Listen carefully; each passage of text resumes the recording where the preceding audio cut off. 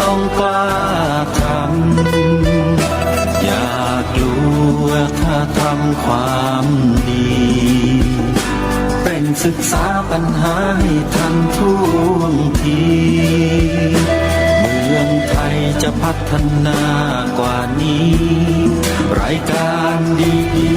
คดีโลกคดีธรรมขอรำพันบรรยายความคิดเครื่องหมายแห่งสีทั้งสามงามถนัดขาวคือบริสุทธิ์สีสวัสดิ์หมายพระไตรรัตน์และธรรมะคุ้มจำเงินคือสีโสภาอันจอมประชาถ้าโปรดเป็นของส่วนองค์จัดริ้วเข้าเป็นไตรรงค์จึงเป็นสีธงที่รักแห่งเราชาวไทยทหารอวตารนำไปยงยุทธวิชัยวิชิตก็ชูเกียรติสยามประเทศไทยที่เจริญมั่นคงมาได้จนถึงทุกวันนี้มิได้เกิดขึ้นจากความหวาดกลัวอย่างคลาดเขลาแต่บรรพบุรุษไทยของเราทุกยุคทุกสมัยล้วนแต่มีความกล้าหาญและชาญฉลาดปกป้องเอกราชสร้างชาติให้เกิดความมั่นคงโดยมีธงแห่งพระไตรรัตน์เป็นเครื่องนำชัยจึงเป็นที่มาที่ไปของรายการคดีโลกคดีธรรมกล้าคิดก็ต้องกล้าทำอย่ากลัวถ้าทำความดีเร่งศึกษาปัญหาให้ทันท่วงทีเมืองไทยจะพัฒนากว่านี้รายการดีคดีโลกคดีธรรมรายการดีคดีโลกคดีธรรม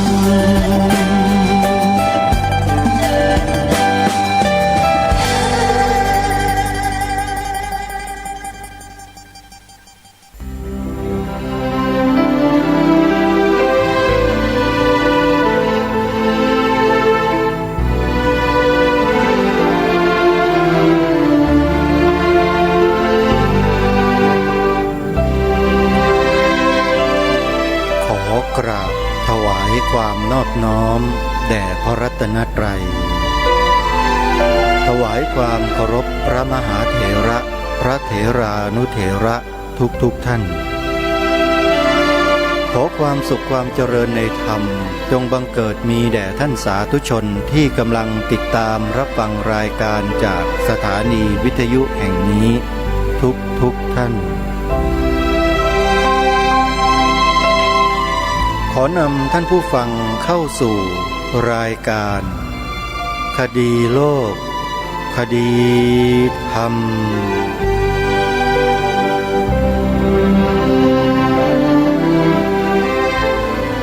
พบกันวันนี้วันขึ้น5 ค่ำเดือนอ้ายวันนี้ตรงกับวันศุกร์ที่20พฤศจิกายนพระพุทธศักราช2563รายการคดีโลกคดีธรรมมาพบกับท่านผู้ฟังเป็นปกติทุกวันจันทร์ถึงวันศุกร์และวันเสาร์อาทิตย์ทางสถานีวิทยุแห่งนี้ท่านผู้ฟังสามารถดาวน์โหลดแอปพลิเคชันสมาพันธ์สื่อวิทยุพระพุทธศาสนาอาเซียนไปฟังกันได้รายการนี้ออกอากาศเป็นประจำทุกวันท่านสาธุชนสามารถดาวน์โหลดเพื่อติดตามรับฟังกันได้ทุกวันและฟังได้ทุกสถานที่ทั่วโลกรายการคดีโลกคดีธรรมเน้นการสร้างจิตสามัญ สำนึกขั้นพื้นฐานของคนไทยของเรา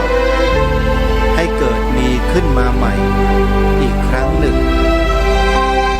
หลังจากที่ถูกครอบงำด้วยสื่อนานาชนิดจนทำให้จิตสำนึกขั้นพื้นฐานของคนไทยของเรานั้นแห้งเหือดหายไปจากจิตใจของคนไทยเราเป็นจำนวนมากดูได้จากไหนดูได้จากความรู้ขั้นพื้นฐานที่คนไทยทุกคนเคยมีมาแต่อดีตแต่มาในปัจจุบันได้เหือดแห้งหายไปหมดจนไม่สามารถจะบอกได้ว่าคนที่อาศัยอยู่บนผืนแผ่นดินไทยทุกวันนี้รู้จักความเป็นประเทศไทยของตนเองไม่สามารถจะพูดได้เต็มคำความเป็นไทยที่มีอยู่ภายใต้พื้นฐานจิตสำนึกของคนไทยนั้นก็คือความที่คนไทยเรารู้จักธงชาติไทยของตัวเองปัจจุบันนี้รู้แต่ว่ามี3 สีแล้วก็แปลความหมายเหมือนกับเด็กอนุบาลตามที่ทางรายการได้ปรารภไว้เมื่อวานนี้แล้วก็หลายๆครั้งมีอยู่เท่านั้นเองสมัยเด็กอนุบาลตอบอย่างไรแปลอย่างไรโตเป็นผู้ใหญ่ใกล้จะตายเน่าเข้าโลงก็ยังตอบเหมือนเด็กอนุบาลกันอยู่อย่างนั้นถามว่าตรงนี้คืออะไรไม่มีคนไทยคนไหนก็ฉุกคิดเหมือนอย่างรายการคดีโลกคดีธรรมนี้หรอกเพราะเขาอาจจะมองว่ามันเป็นเรื่องปกติสามัญธรรมดาทำไมต้องมาพูดมากล่าวเลขลักษณะเช่นนี้ด้วยไม่กล่าวได้ยังไงก็ในเมื่อมันมีคนพยายามที่จะบิดเบือนความหมายที่ถูกต้องของธงชาติของเราแล้วทำกันเป็นล่ำเป็นสันทำกันอยู่ในหน่วยงานของรัฐด้วยคือตัวบุคคลเข้าไปดำรงตำแหน่งหน้าที่ในภาครัฐแล้วอาศัยตำแหน่งอำนาจหน้าที่ในภาครัฐนั่นแหละสั่งการดำเนินการทำอย่างนี้เพราะฉะนั้นเมื่อทำออกมาเช่นนี้แล้วแน่นอนล่ะผลกระทบย่อมเกิดขึ้นต่อประเทศไทยของเราแน่นอนผลกระทบยังไงผลกระทบตรงที่ว่ามีคนบางกลุ่มบางพวก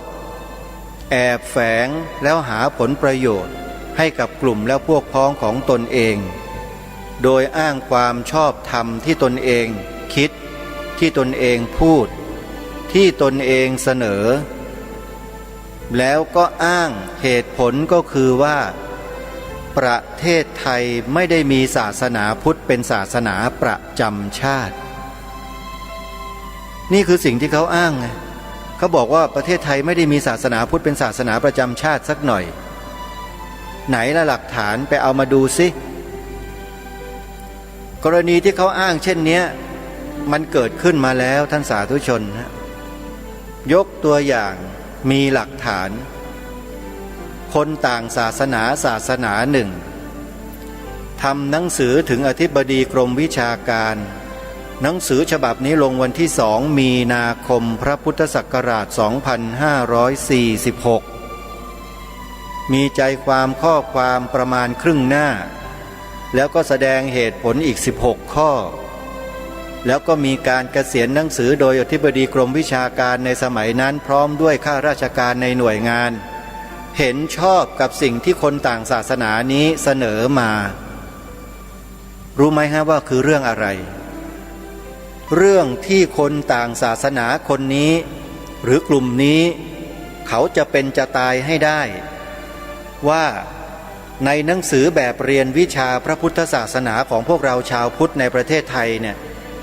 เขียนคำว่าพระพุทธศาสนาเป็นศาสนาประจำชาติไทยเอาไว้คำนี้มีอยู่ในแบบเรียนวิชาพระพุทธศาสนา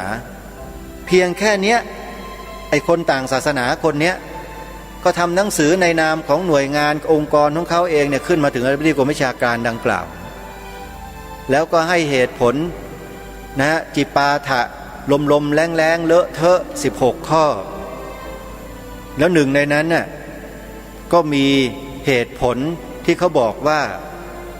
การที่ไปเขียนไว้ในหนังสือแบบเรียนแบบนี้มันเขียนไม่ได้เนื่องจากว่าในรัฐธรรมนูญของราชอาณาจักรไทยไม่ได้บัญญัติศาสนาพุทธเป็นศาสนาประจำชาติไทยเอาไว้ท่านสาธุชนที่พอมีสติปัญญาฟังแล้วเข้าใจหรือไม่ว่าทำไมรายการคดีโลกคดีธรรมจึงต้องมาพูดแบบนี้ท่านคงจะทราบดีเพราะฉะนั้นใครที่ต่อว่ารายการอยู่ขอให้ท่านได้โปรดทราบความจริงในข้อนี้ไว้แล้วก็ช่วยกันทำหน้าที่ให้ถูกต้องไม่ใช่ไปเป็นศัตรูเป็นด้ามให้กับฝ่ายศัตรูมาฟาดฟันกันเองเหมือนอย่างที่เป็นอยู่มาต่อต้านมาคัดค้านไม่เห็นด้วยมาอะไรต่อไม่อะไรทำเป็นพวกแนวร่วมมุมกลับจะมาสับพวกเดียวกันเองโดยไปเข้าข้างฝ่ายศัตรูจะรู้ตัวหรือไม่รู้ตัวก็ตามแต่พฤติกรรมแบบนั้นถือว่าเป็นแบบนั้นให้ทราบไว้ถ้าอาตมาภาพไม่ประจักษ์แจ้งด้วยหลักฐานด้วยตัวเองเนี่ยนะจะไม่มีวันจะมาพูดแบบนี้เลยแม้แต่นิดเดียวเพราะมันมีหลักฐานอยู่มีคนนำหลักฐานมาให้โดยเฉพาะความพยายามบิดเบือนบทพระราชนิพนธ์ความหมายธงไตรรงค์ขององค์พระมหากษัตริย์ไทยของเราโดยกลุ่มคนพวกนี้แหละพวกที่ไม่มียางอายนี่แหละพวกเห็นแก่ตัวนี่แหละอาตมาภาพไม่สนใจว่าจะเป็นใครทั้งนั้นน่ะแต่มาทำแบบนี้คือการทำลายชาติของตัวเองของพวกเราเอาไว้ได้ยังไงเรากำจัดไม่ได้หรอกคนพวกนี้แต่เราควรจะนำเอาความถูกต้องมาประกาศมาช่วยกันประกาศให้ทุกคนได้รับรู้รับทราบแล้วยอมรับความจริงร่วมกันนี่แหละคือวิธีการแก้ลำไอ้คนพวกนี้ด้วยวิธีการของพวกเราทุกคนที่ทำได้รายการนี้จึงขันอาสามานำพวกเราให้ทำกันไม่ได้มาเพื่อต้องการจะมาทำลายล้างใครทั้งนั้นแหละแต่ถ้าจะถือว่าเป็นการทำลายล้างก็ถือว่าใช่เหมือนกันเป็นการทำลายล้างทิฏฐิที่เห็นผิดของคนพวกนั้นคือทำลายทิฏฐิวิธีการทำลายทิฏฐิเราก็ต้องนำทิฏฐิที่ถูกต้องมาเผยแพร่ก็เลยนำเอาข้อปฏิบัติ3ข้อเหล่านี้มาให้พวกเราถือปฏิบัติร่วมกันแต่ถ้าพวกเราบอกว่าไม่เห็นจำเป็นอะไรเลยก็เฉยกันต่อไปไม่เป็นไรใครไม่อยากทำใครเห็นว่าไม่จำเป็นไม่สำคัญก็แล้วแต่อาตมาภาพไม่ได้เป็นเจ้าลัทธิในจิตใจของใครสักนิดนึงไม่ได้มาบังคับใครทั้งนั้นเพียงแค่มาส่งสารบอกให้คนไทยทุกคนที่มีหัวใจกตัญญูกตเวทีต่อบรรพบุรุษต่อแผ่นดินเกิดต่อสถาบันพระมหากษัตริย์เนี่ยได้ร่วมด้วยช่วยกันคนที่กตัญญูกตเวทีต่อแผ่นดินเกิดนั่นแหละที่เขาจะไม่ปฏิเสธแล้วก็จะยอมทำสิ่งเหล่านี้ร่วมกันส่วนคนที่ปฏิเสธจะเป็นคนแบบไหนเช่นไรก็ไปพิจารณากันเอาเองอาตมาภาพจะไม่ขอปรารภณที่นี้ก็คงรู้ตัวกันเองทั้งนั้นแหละแล้วก็ไม่มีสิทธิ์ที่จะมาห้ามด้วยนะคนพวกนั้นน่ะหมดสิทธิ์โดยประการทั้งปวงเพราะคุณเองไม่มีสิทธิ์ใดๆไงที่จะมาสกัดกั้นมาต่อต้านความถูกต้องของชาติบ้านเมืองนี้แค่เรื่องธงชาติ3 สีเนี่ยพวกเราคนไทยหลายๆคนเนี่ยก็สอบตกกันระเนระนาดทั้งบ้านทั้งเมืองยังตอบกันเหมือนเด็กอนุบาลกันอยู่นั่นแหละสีแดงหมายถึงชาติสีขาวหมายถึงศาสนาสีน้ำเงินหมายถึงพระมหากษัตริย์มันไม่ได้แล้วตอบอยู่แค่นั้นไม่ได้แล้วครับพระคุณเจ้าที่เคารพผมก็ต้องหันมาที่พระอีกนั่นแหละเพราะในฐานะเป็นผู้นำทางด้านจิตและวิญญาณของคนในสังคมพระเวลาพูดอะไรแล้วคนเขาเชื่อพระพูดตอแหลคนก็เชื่อโยมพระพูดโกหกคนก็เชื่อถ้าคนไม่มีปัญญานะเชื่อสนิทเลยพระพูดความจริงคนก็เชื่อ ทีนี้อาตมาภาพเนี่ยนำเอาความจริงมาถวายพระสงฆ์เราในประเทศเนี่ยที่ฟังรายการอยู่หรือไม่ได้ฟังก็ตามท่านทราบแล้วจะนำไปปฏิบัติหรือไม่ปฏิบัติไม่สามารถบังคับท่านได้เลยเพราะนี่มันเป็นเรื่องของจิตสำนึกโดยพื้นฐานที่คนไทยทุกคนต้องมีอาตมาภาพและกระผมนะไม่จำเป็นจะต้องไปบังคับใครแค่นำเอาความจริงมาเปิดเผยมาบอกให้พวกเราได้ทราบแล้วให้พวกเราใช้ปัญญาพิจารณากันเองว่าควรจะดำเนินตามเช่นนี้หรือไม่ดำเนินตามไม่ใช่ดำเนินตามผมไม่ใช่ดำเนินตามอาตมาแต่ดำเนินตามรอยเบื้องพระยุคลบาทขององค์พระมหากษัตริย์จะดำเนินไหมเพราะสิ่งที่อัญเชิญมานี่เป็นขององค์พระมหากษัตริย์ทั้งนั้นนะครับไม่ใช่ของผมนะผมขอบอกไว้ก่อนอาตมาภาพขอแจ้งบอกกับญาติโยมสาธุชนให้ทราบด้วยอาตมาภาพไม่มีเกียรติไม่มีศักดิ์ศรีอะไรที่จะทำสิ่งเหล่านี้ออกมาให้คนเชื่อเพราะเป็นเพียงแค่ผู้นำสารมาเฉยๆแล้วก็ไม่ได้ทำเพื่อหวังดีหวังเด่นหวังให้ใครมากราบไหว้บูชาไม่ได้หวังให้ใครมาน้อมลาภสักการะมาให้ไม่ต้องการไม่ใช่สิ่งที่ต้องการไม่ใช่สิ่งที่ปรารถนาทั้งนั้นแหละที่ทำเนี่ยทำเพื่อให้ทุกคนรับผิดชอบต่อชาติบ้านเมืองของตนเองคงจะเข้าใจในข้อนี้เป็นอย่างดีจึงไม่สนใจใครไงใครจะว่าใครจะตำหนิใครจะชมเชยยกย่องก็เฉยๆเพราะเราทำหน้าที่เพื่อหน้าที่ไม่ได้ทำหน้าที่เพื่อตัวเราเองอาตมาภาพก็เลยสบายใจทำหน้าที่แบบสบายใจไม่ยึดติดอยู่กับอะไรทั้งนั้นไม่ว่าจะเป็นสัตว์บุคคลสิ่งของไม่สนใจเพราะชีวิตนี้คืออะไรเราก็ศึกษาเรียนรู้มาพอสมควรรู้แล้วว่าเมื่ออยู่มีชีวิตมีลมหายใจเข้าออกอยู่เนี่ยควรจะใช้ลมหายใจเข้าออกในแต่ละช่วงเวลาของการเข้าออกลมหายใจเนี่ยทำอะไรถึงจะเกิดประโยชน์สูงสุดสรุปแล้วก็คือทำเพื่อประโยชน์ส่วนรวมดีที่สุดการเห็นแก่ตัวมันทำไม่ยากเลยมันง่ายเห็นแก่ตัวเนี่ยสัตว์มันก็ทำได้แมวหมากาไก่ทำได้หมดความเห็นแก่ตัวของมันทั้งนั้นมันก็มีความเห็นแก่ตัวเป็นพื้นอยู่แล้วแต่ไอเราเนี่ยมันเป็นมนุษย์ที่มีสติปัญญาเหนือกว่าสัตว์ตั้งหลายล้านเท่าจะมาทำตัวเห็นแก่ตัวอยู่เนี่ยแหมมันอายสัตว์นะอาตมาภาพก็นึกดำริในใจตัวเองอย่างนั้นนะโยมไม่ได้ว่าคนอื่นนะอาตมาเนี่ยละอายใจตัวเองก็เลยมาหาอะไรทำเพื่อประโยชน์ส่วนรวมดูสิมีอะไรบ้างที่น่าทำก็มาเจอเรื่องราวเหล่านี้ขึ้นมาก็ได้โอกาสก็เลยถือจับเอาเรื่องนี้ขึ้นมาแล้วก็มาทำหน้าที่จนถึงวันนี้แล้วก็ยังคงพาทุกท่านทำเรื่อยไปนี่แหละย้ำทุกวันย้ำอยู่มันเรื่องเดียวนี่แหละทำหน้าที่3 ข้อให้ประจักษ์ให้ชัดเจนให้มั่นคงถาวรเมื่อไรถ้ามันประจักษ์ชัดเจนมั่นคงถาวรกันโดยทั่วไปแล้วเนี่ยเมื่อนั้นก็แหละคือถึงเวลาที่จะต้องพักต้องหยุดแต่ถ้าตราบใดยังไม่เป็นปึกแผ่นไม่มั่นคงเนี่ยหยุดไม่ได้โยมอาตมาภาพไม่รู้เหมือนกันว่าทำไมไม่หยุดสงสัยคงจะถูกส่งมาให้ทำหน้าที่นี้กระมังก็เลยทำไม่หยุดใครจะติดเบรกให้ดีแค่ไหนมันก็เบรกไม่อยู่โยมเพราะเบรกนะพังหมดเลยเพราะเรื่องนี้มันสำคัญกว่าพวกดิสเบรกสำคัญกว่าอะไรต่อมีอะไรทั้งนั้นนะธงชาติ3 สีข้างบนเนี่ยหมายถึงทุกสิ่งทุกอย่างของชาติบ้านเมืองนี้ทั้งหมดแล้วเราต้องยกไว้เหนือกว่าสิ่งอื่นใดทั้งนั้นแต่คนที่มันเห็นแก่ตัวเห็นแก่เงินมันไม่ได้เห็นความสำคัญกับสิ่งนี้หรอกมันก็โบยไปเรื่อยแหละไม่เห็นจำเป็นเลยจะต้องมาพูดทำไมจะต้องมาท่องจำเพื่ออะไรจะต้องมาลงทะเบียนขึ้นทะเบียนเขียนใบสมัครปฏิญาณตนเป็นพุทธมามะกะทำไมชีวิตมันก็อยู่กันดีอยู่แล้วนี่คือคำพูดของคนที่มันเห็นแก่ตัว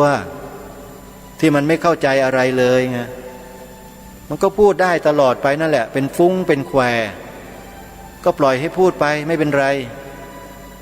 ก็พูดไปเรื่อยๆทำไปเรื่อยๆแล้วสักวันหนึ่งคนเหล่านี้เชื่อนะอาตมาภาพเชื่อว่า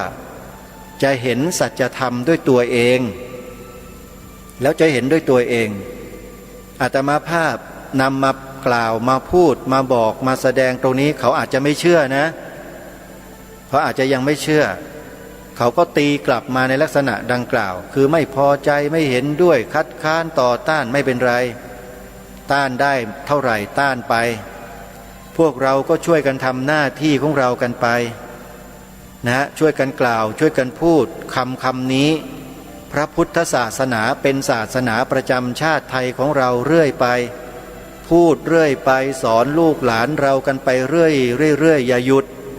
ครูบาอาจารย์ก็สอนนักเรียนนักศึกษาให้พูดให้กล่าวนะใช้วิธีการใช้กลเม็ดใช้กลวิธีใช้เทคนิคอะไรก็ได้ให้เด็กๆเยาวชนเราได้กล่าวได้พูดคำนี้ออกมาให้เป็นวาจาเปล่งออกมาให้เป็นวจีกรรมเป็นการกระทำกรรมที่ดีเป็นกรรมที่มีประโยชน์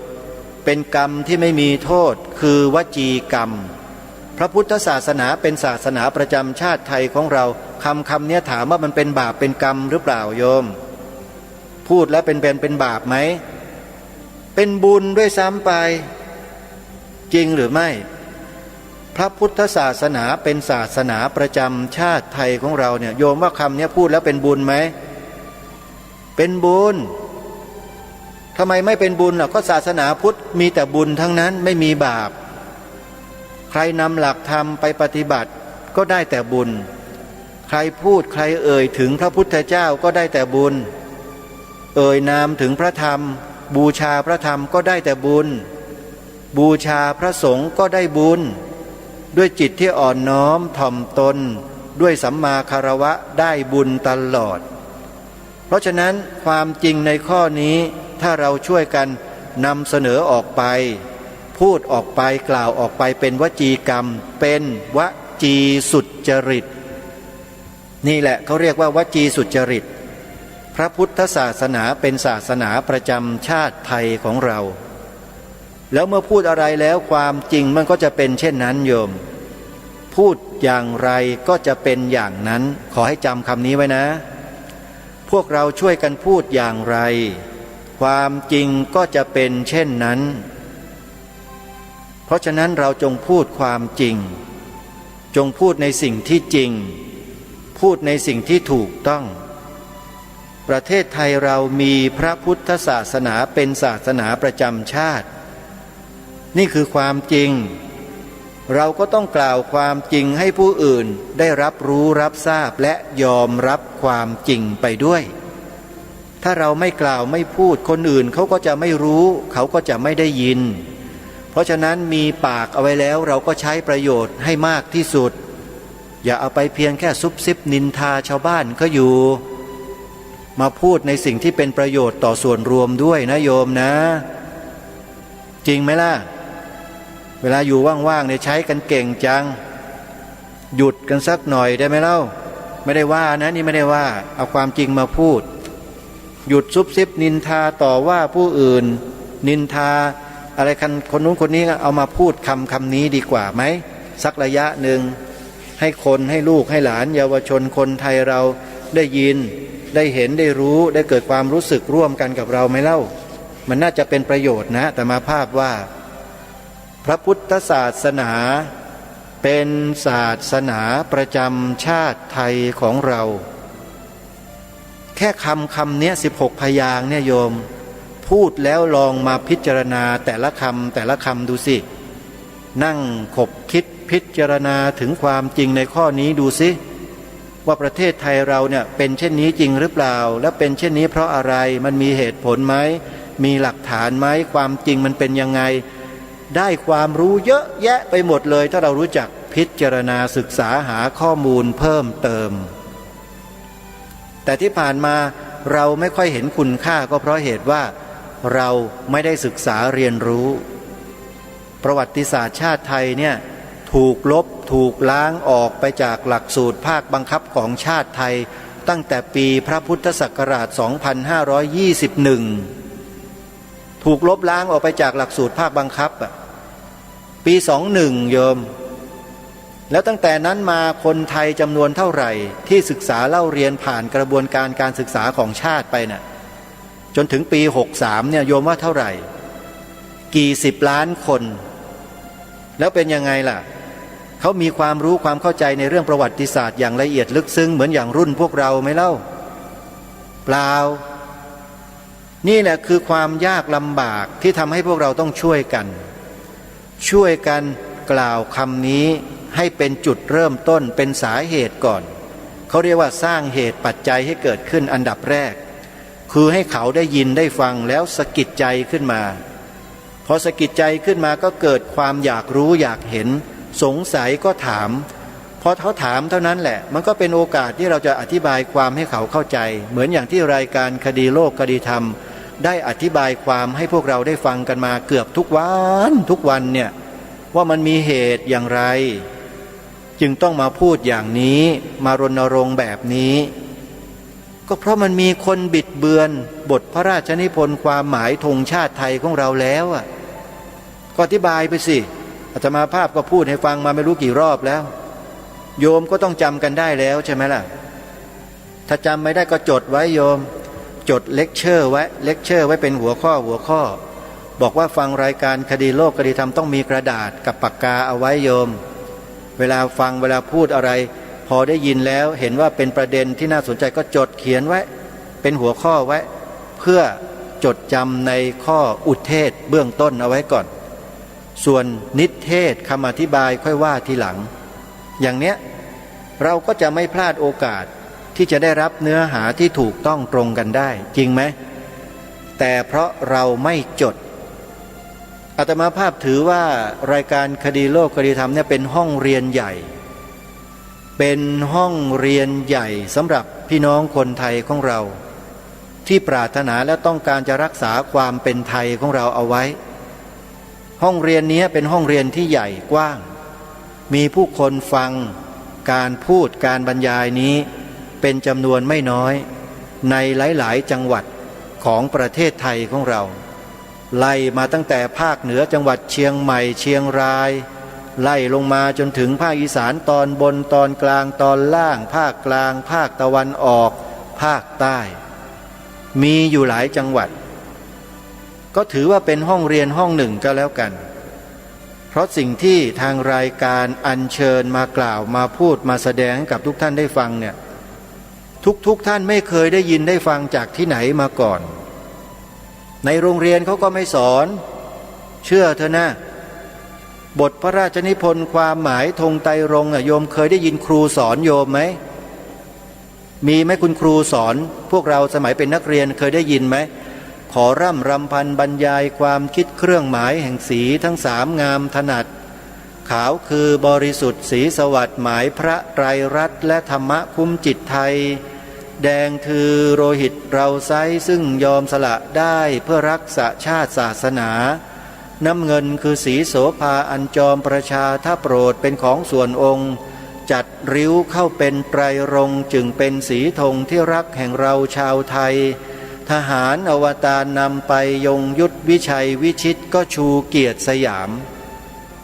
โยมคนไหนที่เคยได้ยินคุณครูสอนให้ท่องแบบนี้บ้างไหมตั้งแต่อาตมาภาพรู้ความมาเรียนหนังสือมาตั้งแต่ชั้นประถมปีที่1จนกระทั่งจบชั้นมัธยมปีที่6เนี่ยไม่เคยได้ยินครูอาจารย์คนไหนนำสิ่งนี้มาบอกมาสอนพวกเราเลยแม้แต่นิดเดียวทั้งที่ทุกโรงเรียนทั่วประเทศมีการยืนตรงเคารพธงชาติกันทุกเช้าแต่ไม่มีใครครูคนไหนอาจารย์คนไหนผู้อำนวยการโรงเรียนคนไหนนำสิ่งนี้มาบอกนักเรียนในโรงเรียนของประเทศไทยเลยแม้แต่คนเดียวจริงหรือไม่นี่แหละคือจุดบอดสำคัญของประเทศไทยของเราไม่รู้ใครเป็นคนวางแผนปิดปากครูทั้งหลายทั่วประเทศไม่ให้อัญเชิญบทพระราชนิพนธ์ความหมายธงไตรรงค์มากล่าวให้นักเรียนได้ท่องจำให้ท่องตามไม่รู้ใคร วางแผนระยะยาวมากอดทนจังลงทุนเยอะแต่เผอิญว่าคนอย่างพระครูประหลัดนรงฤทธิ์รูปเนี้ยมันเป็นคนที่ดื้อเป็นคนที่ไม่ยอมอยู่เฉยไงและเป็นคนที่ถือว่าโชคดีก็โชคดีนะที่มีคนเขาเอาหลักฐานข้อมูลมาให้ทำไมก็ไม่เอาไปให้คนอื่นอาตมาก็งงเหมือนกันพระสงฆ์มีอยู่ดาษดื่นที่มีชื่อเสียงโด่งดังมากมายทั่วประเทศแสดงธรรมบรรยายธรรมทีงคนฟังเป็นล้านเป็น10 ล้านทำไมเขาไม่เอาไปให้ล่ะก็แปลว่าสิ่งศักดิ์สิทธิ์ขออนุญาตใช้คำนี้แล้วกันนะไม่รู้ว่าคืออะไรเหมือนกันน่ะสิ่งศักดิ์สิทธิ์อาจจะดลใจให้เขานำมาให้อาตมาภาพโดยเฉพาะก็ได้ก็เลยนำมาเป็นข้อมูลเพื่อมาดำเนินการอย่างที่ท่านทั้งหลายได้ยินได้ฟังรายการกันอยู่ทุกวันนี้นี่แหละคือให้มาทำหน้าที่ส่วนคนอื่นเขาจะทำหรือไม่ทำนั้นมันคงจะไม่ใช่วาระของพวกเขามากกว่าแต่วาระหน้าที่นี้น่าจะเป็นของอาตมาภาพโดยตรงเพราะไม่มีใครเลยนะเท่าที่อาตมาภาพได้พยายามติดตามรับฟัง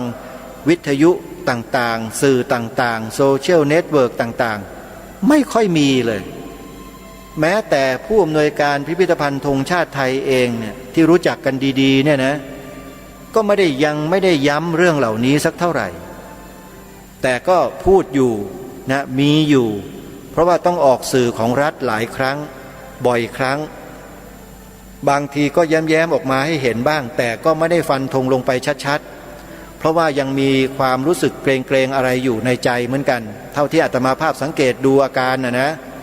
เวลาผู้อำนวยการท่านนี้เวลาไปพูดสื่อของรัฐเนี่ยก็อัญเชิญบทพระพลความหมายธงไตรรงค์มาเหมือนกันแต่มาไม่หมดยังกักไว้นิดๆหน่อยๆแต่ก็ยังดีนะที่ทำให้คนได้รู้จักว่าความหมายธงไตรรงค์ของเราที่ถูกต้องแท้จริงเนี่ยอยู่ในบทพระราชนิพนธ์ความหมายธงไตรรงค์ขององค์พระบาทสมเด็จพระมงกุฎเกล้าเจ้าอยู่หัวรัชกาลที่6ได้ทรงพระราชนิพนธ์ได้พระราชนิพนธ์พระราชทานไว้ให้แก่พวกเรารายการคดีโลกคดีธรรมก็ไม่รู้จะทำยังไงก็เลยอัญเชิญมาใส่เป็นเนื้อร้องทำนองดนตรีทำเป็นเพลงประจำรายการคดีโลกคดีธรรมที่ท่านฟังอยู่ทุกวันเนี่ยขอ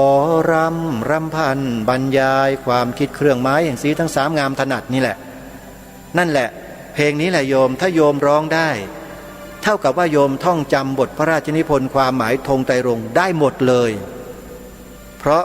อยู่เป็นเนื้อร้องในนี้หมดเลยอาตมาภาพอัญเชิญมาหมดไม่มีเหลือเลยโยมและอาตมาภาพก็ใช้เสียงตัวเองเนี่ยพูดวลีต่างๆที่มีอยู่ในบทเนี้ยไว้ในบทเพลงนี้ด้วยตามที่ญาติโยมได้ฟังกันนั่นแหละประเทศไทยของเราอะไรต่างๆนั่นน่ะอาตมาภาพก็จำไม่ได้หรอกนานแล้วโยมก็ฟังกันเอาเองแล้วกันนะนี่คือที่มาที่ไปบางส่วนบางแง่ที่จะต้องมาพูดมากล่าวมาแสดงในเรื่องเหล่านี้เพื่อให้เราท่านทั้งหลายนั้นได้มีส่วนร่วมอะไรส่วนร่วมกันจันโลงรักษาความเป็นไทยของเราเอาไว้ธงชาติไทยนี่แหละคือสัญลักษณ์ของความเป็นไทยเราจงร่วมใจยืนตรงเคารพธงชาติเพื่อความภาคภูมิใจในเอกราชและความเสียสละของบรรพบุรุษไทยได้ยินกันทุกวันใช่ไหมมีความรู้สึกเช่นนั้นหรือเปล่ามีความรู้สึกร่วมไหมอาตมาภาพมาเสริมให้ทุกคนมีความรู้สึกร่วมกันเป็นหนึ่งเดียวอย่างนั้นซึ่งมีอยู่ทุกวันเลย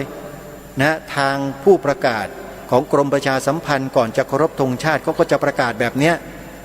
ธงชาติไทยและเพลงชาติไทยเป็นสัญลักษณ์ของความเป็นไทยเราจงร่วมใจยืนตรงเคารพธงชาติเพื่อความภาคภูมิใจในเอกราชและความเสียสละของบรรพบุรุษไทยแล้วเราก็เคารพธงชาติกันนี่แหละคือความเป็นไทยภูมิใจไหมโยมที่เกิดมาเป็นคนไทยมีเพลงชาติเป็นของเราเองมีธงชาติเป็นของเราเอง แล้วในธงชาตินั้นก็มีความหมายเป็นของเราเอง แต่พวกเราขาดอยู่อย่างหนึ่งคือไม่รู้ว่าความหมายคืออะไรนี่แหละรายการคดีโลกคดีธรรมก็เลยมาทำหน้าที่มาบอกให้พวกเราได้ท่องจำกันเป็นข้อที่สองคือท่องจำบทพระราชนิพนธ์ความหมายธงไตรรงค์ให้ได้ทุกคนนะนี่คือข้อที่สองส่วนข้อที่สามข้อสุดท้ายนี้มันเป็นเรื่องของกายกรรมเมื่อเรามีมโนกรรมวจีกรรมเราก็ต้องมีกายกรรมด้วยก็คือขึ้นทะเบียนเขียนใบสมัครปฏิญาณตนเป็นพุทธมามกะตลอดชีวิตตามรอยเบื้องพระยุคลบาทอันนี้เขาเรียกว่ามอบกายถวายชีวิตเป็นการสร้างกายกรรมสุจริตกายสุจริตโยมเมื่อสักครู่นี้เราสร้างมโนสุจริตวจีสุจริตมาแล้วใช่ไหมเหลืออีกหนึ่งอย่างคือกายสุจริตก็คือการขึ้นทะเบียนเขียนใบสมัครปฏิญาณตนเป็นพุทธมามกะตลอดชีวิตตามรอยเบื้องพระยุคลบาทใครจะว่ายังไงก็ช่างแต่นี่คือวิถีของความเป็นคนไทยของเราจะต้องเดินตามแนวนี้เดินตามแนวอื่นไม่ได้เดินไม่ได้เลยฮะผิดอาตมาภาพขอยืนยันว่าผิดยังไงผิดตามพระราชประสงค์ขององค์พระมหากษัตริย์ไทยทุกๆพระองค์ที่พระองค์ทรงเป็นพุทธมามกะแล้วทรงปกครองบ้านเมืองนี้โดยธรรมที่ไหนธรรมเนี่ยธรรมในพระบวรพุทธศาสนาพูดให้มันชัดๆอย่าไปอึ้งขี้ขลาดตาขาวกันอยู่พวกนักวิชาการทุกวันเนี่ยอาตมาภาพเคยเห็นอยู่แทนที่จะพูดให้มันตรงพูดให้มันชัดๆไม่พูดไม่รู้มันกลัวผีหาซาตานที่ไหนกันก็ไม่ทราบเหมือนกันลองสังเกตดูให้ดีแต่พวกนักวิชาการทั้งหลายเนี่ยมีอยู่หลายคนนะให้พูดคำว่าพระพุทธศาสนาเป็นศาสนาประจำชาติไทยของเราเนี่ยพูดไม่ได้พูดไม่เป็นพูดไม่ออกพวกนักการเมืองก็เหมือนกันไม่ว่าจะเป็นรัฐมนตรีผู้ช่วยรัฐมนตรีช่วยหรือจะเป็นข้าราชการระดับสูงระดับกลางระดับต่ำก็ไม่กล้าที่จะพูดคำนี้กันอาตมาภาพปรามาสเลยพวกท่านน่ะขี้ขลาดตาขาวกันทั้งนั้นแหละไม่กล้าพูดคำนี้กันน่ะเป็นคนไทยยังไงกันไม่ยอมรับความจริงของประเทศตัวเองแล้วก็ปฏิเสธแล้วอย่างนี้เขาเรียกว่าคนไทยได้ไหมเนี่ยเป็นไปไม่ได้หรอกแค่เรื่องง่ายๆอย่างนี้ยังทำไม่ได้เลยจะนับประสาอะไรกับเรื่องสำคัญที่มากกว่านี้ล่ะจริงไหมท่านอันนี้ปรามาสเลยนะฮะว่าท่านไม่กล้าที่จะพูดคำนี้แล้วไม่กล้าที่จะยอมรับความจริงในข้อนี้กันทั้งประเทศเนี่ยอาตมาภาพพูดออกอากาศทางวิทยุหลายสถานีข้าราชการหลายคนฟังอยู่ฟังไว้ด้วยท่านพวกท่านไม่มีความกล้าหาญเด็ดเดี่ยวในการที่จะยืนยันความจริงในข้อนี้ของประเทศตัวเองคือพระพุทธศาสนาเป็นศาสนาประจำชาติไทยของเราท่านไม่กล้าแล้วเมื่อท่านไม่กล้าเนี่ยต่อไปมันจะมีคนที่กล้ากว่าท่านมาแทนท่านแต่เขาจะไม่พูดคำว่าพระพุทธศาสนาเป็นศาสนาประจำชาติไทยนะเขาจะพูดศาสนาอื่นแทนท่านเตรียมตัวเอาไว้เลยถ้าท่านไม่ล็อกสเปคอันนี้เอาไว้ให้กับบ้านเมืองกับตัวท่านเองเนี่ยต่อไปจะมีคนมาทำแทนท่านแล้วจะไม่ล็อกสเปคนี้แต่จะเป็นสเปคอื่นคือไม่รู้ศาสนาไหนไม่รู้แหละซึ่งมันมีเงาทะมึนพอให้เราจะมองเห็นคร่าวๆบ้างแล้วว่าเป็นศาสนาไหนถ้าท่านอยากรู้ใช่ไหมท่านอยากรู้ใช่ไหมท่านไปฟังหม่อมช้างดูหม่อมช้างเขาจะมาเปิดเผยแบบหมดเปลือกเลยไปเปิดดูใน YouTube พิมพ์หาคลิปวิดีโอที่มีชื่อว่าหม่อมช้างแค่นั้นแหละ ที่บอกได้ให้ท่านไปฟังแต่ท่านจะฟังหรือไม่ฟังก็ไม่ทราบเพราะถือว่าทางรายการได้บอกท่านไปแล้วถ้าท่านไม่ฟังก็ช่วยอะไรไม่ได้เพราะนี่คือการเปิดเผยข้อมูลทั้งหมดให้ทุกท่านได้ไปศึกษาเรียนรู้กันสิ่งที่นำมาเปิดเผยสิ่งที่นำมาแสดงมากล่าวแล้วก็เชิญชวนรณรงค์ให้พวกเราได้ฟังได้ทำร่วมกันเนี่ยนี่คือแนวทางในการรักษาไว้ซึ่งความเป็นประเทศไทยของเราโดยเฉพาะความที่ประเทศไทยของเรามีรากเหง้าที่สำคัญที่เรามักจะลืมรากเหง้าของตัวเราเองกันไปเยอะด้วยเหตุด้วยปัจจัยหลายๆประการที่ได้เคยกล่าวมานั่นแหละทำให้พวกเราได้ลืมตรงนั้นไปเมื่อมีคนทำลายรากเหง้าทางความรู้สึกของคนไทยของเราอาตมาภาพก็มีหน้าที่นำเอารากเหง้าความรู้สึกของรากเหง้าที่ถูกต้องกลับคืนมาเท่านั้นเองวิธีการแก้ก็คืออย่างนี้แล้วก็ให้พวกเราได้ช่วยกันรักษาเอาไว้รักษารากเหง้าที่ถูกต้องดีงามนี้ไว้ด้วยวิธีการทำ3 ข้อทำได้ทันทีท่านไม่ต้องไปทำหนังสือขอผู้บังคับบัญชาหรอกไม่เกี่ยว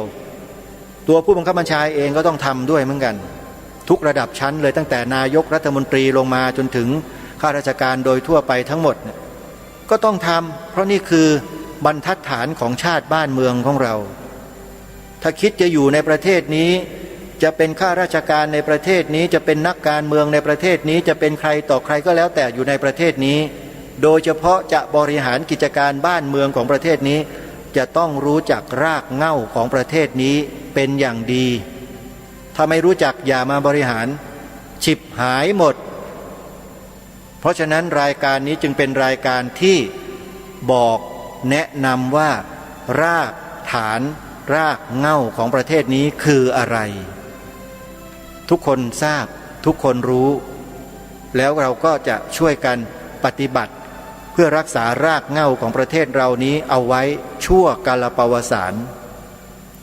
สิ่งเหล่านี้ทั้งหมดที่ปรารภมาในลักษณะนี้ทั้งหมดเนี่ยนะโยมอาตมาภาพได้ทำการศึกษาบทพระราชนิพนธ์เทศนาเสือป่าขององค์พระบาทสมเด็จพระมงกุฎเกล้าเจ้าอยู่หัวรัชกาลที่6มาอย่างมากมายชำนิชำนาญช่ำชองเรียกว่าเชี่ยวชาญพอสมควรจึงสามารถมาปรารภและพูดในลักษณะเช่นนี้แก่พวกเราท่านทั้งหลายได้ถ้าหากไม่ศึกษาไม่ได้อ่านไม่ได้ทำการสังเคราะห์วิเคราะห์บทพระราชนิพนธ์เทศนาเสือป่ามาก่อนอาตมาภาพก็คงจะไม่มีความแกล้วกล้าขนาดนี้หรอกยังคงเป็นคนที่หดหู่ห่อเหี่ยวแห้งอยู่กับเหมือนหลายๆคนนั่นแหละคือไม่กล้าแม้แต่จะโงหัวขึ้นมาดูปัญหาที่มันเกิดขึ้นกับบ้านกับเมืองของเราซุกหัวเงียบกันอยู่อย่างนั้นน่ะเหมือนกับพวกนกกระจอกเทศที่มุดหัวลงในดินน่ะแล้วบอกว่าปลอดภัยแล้วน่ะอาตมาก็จะเป็นแบบนั้นแหละแต่เผอิญว่าอาตมาภาพเอาหัวออกมาแล้วก็มาดูมามองดูอะไรรอบๆจนเห็นชัดปรากฏการณ์ต่างๆชัดเจนเลยแล้วก็วิ่งลุยออกไปยืนอยู่ข้างหน้าแล้วก็ประกาศบอกทุกคนว่าเอาหัวขึ้นมาได้แล้วอันตรายมาแล้วทุกคนยังคิดว่าปลอดภัยอยู่ไงเพราะเอาหัวซุกไว้ใต้ดินมองไม่เห็นอะไรใช่ไหมอาตมาก็มาประกาศบอกให้ทุกคนเอาหัวขึ้นมาดูนี่ดูแล้วก็เนี่ยประกาศพูดบอกพวกเราให้ทำอย่างทุกวันเนี้ยให้พวกเราได้เห็นได้รู้กันว่าบ้านเมืองเราไม่ปลอดภัยนะมันมีแนวความคิดแบบเนี้ยแล้วก็กระทำการแบบเนี้ยอยู่ในบ้านเมืองของเราแล้วเราเองในฐานะที่เป็นเจ้าของประเทศอย่าบอกนะว่าไม่ใช่อ่ะคนที่ปฏิเสธว่าไม่ใช่เจ้าของประเทศนี่แปลว่าไม่ใช่คนไทยนะระวังตัวให้ดีนะใครที่บอกว่าไม่ใช่อ่ะทุกคนคือเจ้าของประเทศเมื่อทุกคนเป็นเจ้าของประเทศทุกคนก็ต้องมีหน้าที่รับผิดชอบประเทศชาติบ้านเมืองร่วมกันทั้งหมด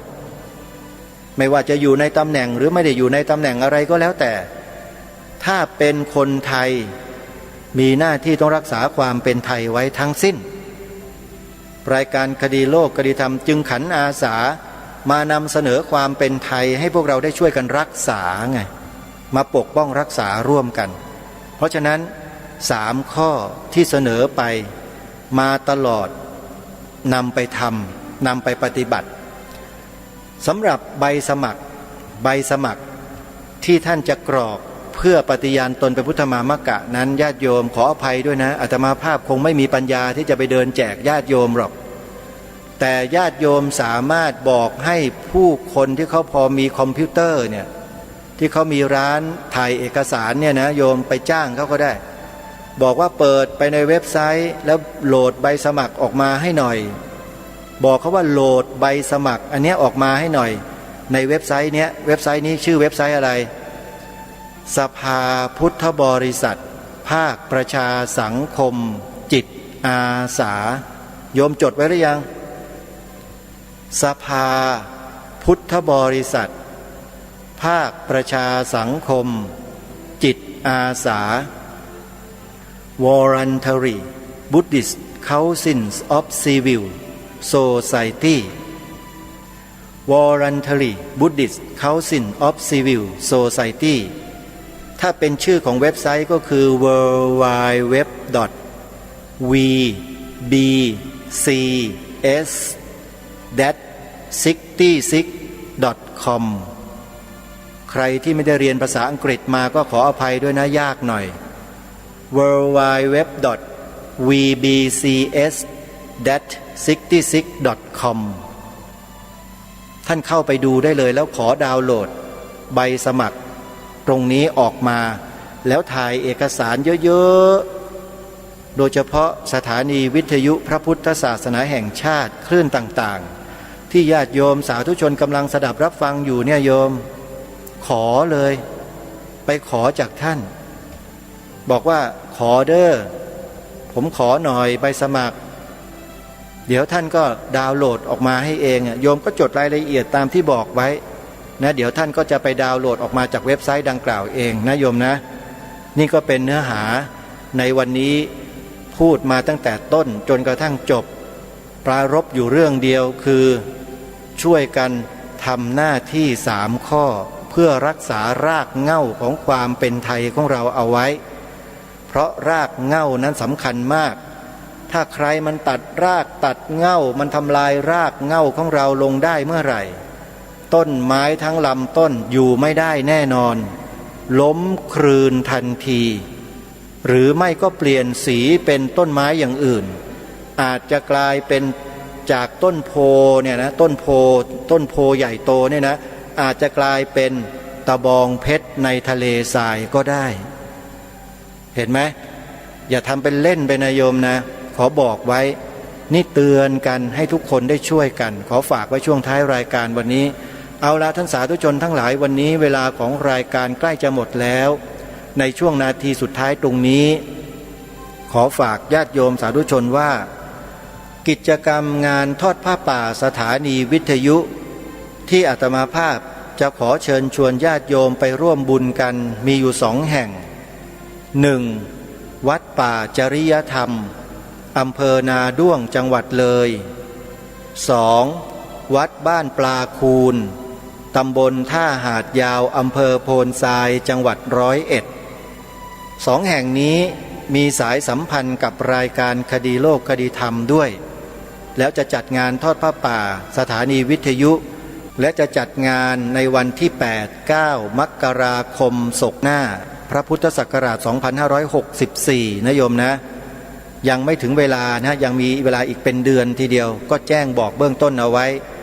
วัดอารามมงคลที่ยางตลาดกาฬสินธุ์โยมก็ต้องช่วยนะโยมอยู่ใกล้ๆเนี่ยโยมต้องช่วยวัดอารามมงคลอยู่ใกล้ที่ไหนต้องช่วยที่นั่นนะวัดหนองกายอำเภอแม่แตงจังหวัดเชียงใหม่ก็เหมือนกันโยมต้องช่วยวัดฝายหินอำเภอเมืองจังหวัดเชียงใหม่โยมก็ต้องช่วยวัดศรีอุดมวงศ์อำเภอวังสะพุงจังหวัดเลยโยมก็ต้องช่วยวัดสามชุกอำเภอสามชุกจังหวัดสุพรรณบุรีก็ต้องช่วยวัดธรรมปัญญารามบางม่วงสามพรานนครปฐมก็ต้องช่วย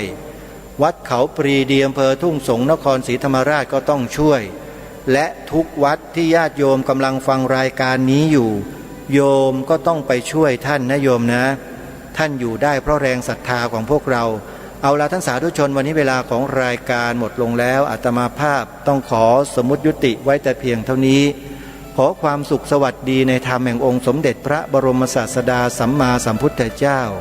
จงปรากฏเกิดมีขึ้นแด่ท่านสาธุชนผู้ฟังทุกท่านทุกคนเทินขอเจริญพร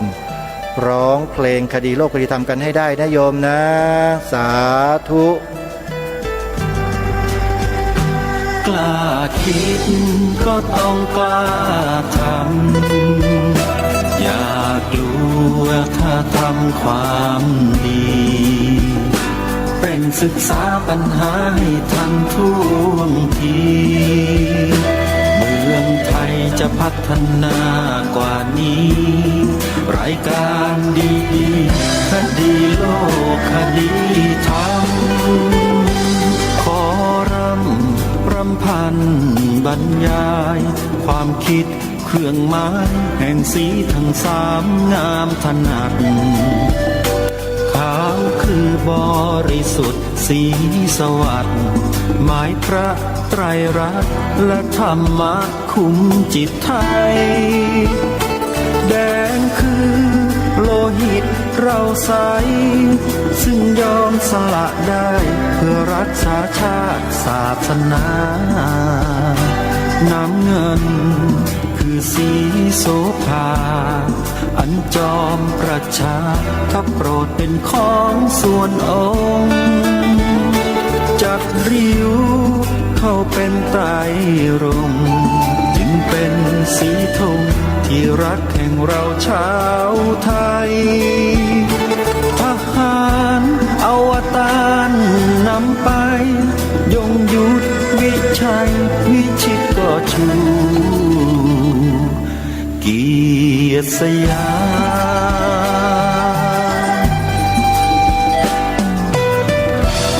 ประเทศไทยที่เจริญมั่นคงมาได้จนถึงทุกวันนี้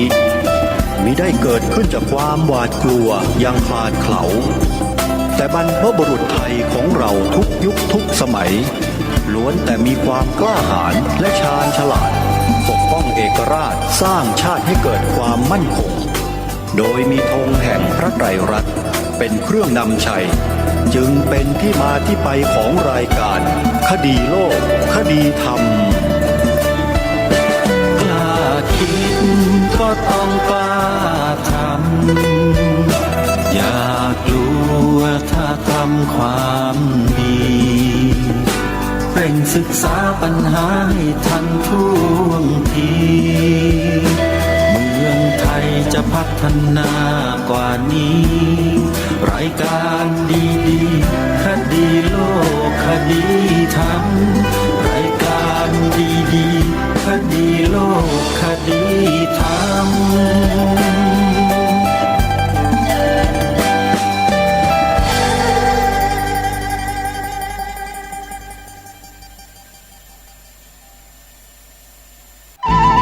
ที่จบไปแล้วนั้นเป็นรายการคดีโลกคดีธรรมดำเนินรายการโดยพระครูปลัดณรงค์ฤทธิ์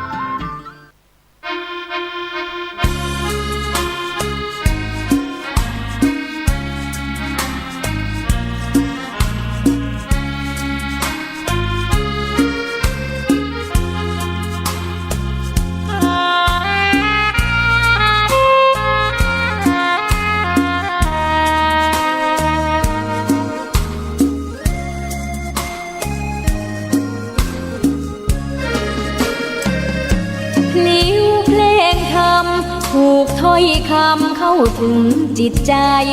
ฟังรายการวิทยุเสียงใสส่งถึงใจไปสู่ปลายนาสารธรรมน้อมนำมองพระศาสดาบอกผู้คนทั่วลาหันมาเข้าวัดฟังธรรมคลื่นเสียงนี้เป็นคลื่นธรรมะจากใจส่งถึงบ้านไกลบ้านไกลฟังได้สุขใจล้ำ